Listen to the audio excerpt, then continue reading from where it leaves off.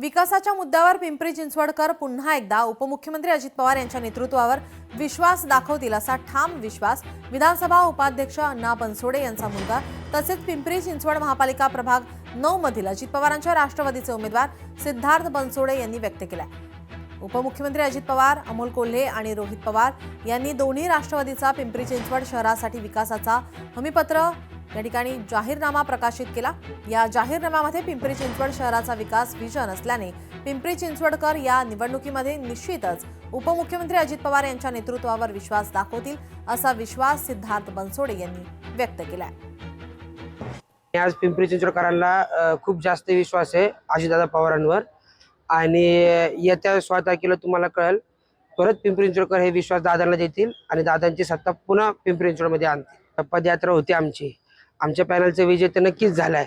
आज आम्ही जी पदयात्रा केली ती फक्त आमच्या लीडसाठी केली।